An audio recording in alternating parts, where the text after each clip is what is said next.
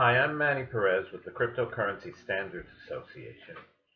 And if you watched the teaser for the CryptoCannabis Conference to be held in Denver, Colorado, this October 24th and 25th, you remember these eyes, always watching. Well, I've been asked to make a short video on the topic of my talk, which is using cryptocurrency for cannabis business success without going to jail. Now, what's the problem? Well, part of the problem is that you need to receive payments and you need to make payments. And because you don't have a bank account, because cannabis businesses are generally without a bank account, because every time a bank finds out that they're doing business with cannabis, they close the account.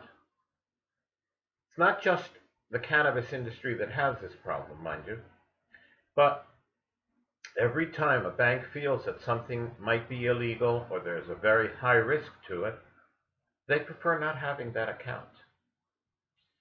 So, what are we going to do? Well, one of the ideas is to use Bitcoin or cryptocurrency, any one of the altcoins can do, to replace cash. That way you don't have the big risk and the danger of carrying so much cash, which is really anonymous, with you.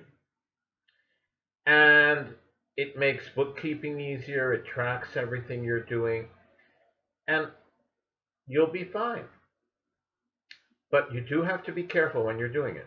First of all, if you're using Bitcoin or cryptocurrency, I suggest you use it as a payment method, where you contract out the services and you don't hold other people's money. You have everything that is your own. They pay you or you pay them.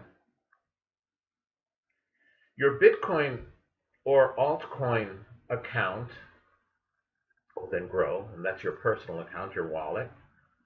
You'll have the money. And your clients, they'll also have the money. Important thing is, first of all, do comply with all the rules on Know Your Customer, on who's doing what, who it is that showed up, all the reporting and all the different laws you have to apply in your state or at the federal level. The other thing is, you need to sit down and identify all the risks.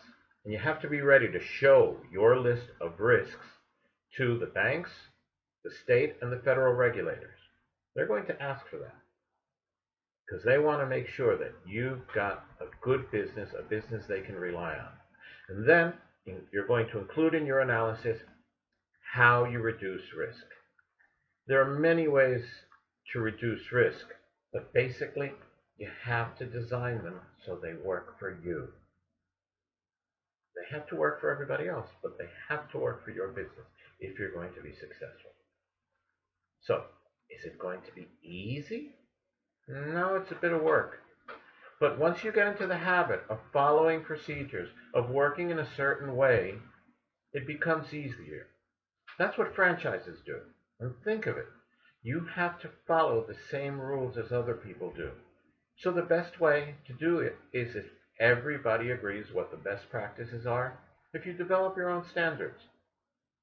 And by developing your standards and doing all these things, you pull together, and then state regulators, federal regulators, banks, and other financial services can feel confident that your business is one they can do business with. So, I'm not going to go into the risks of non-compliance. I'm not going to talk about all the other things to scare you. For that, you're going to have to be at the conference. Thank you.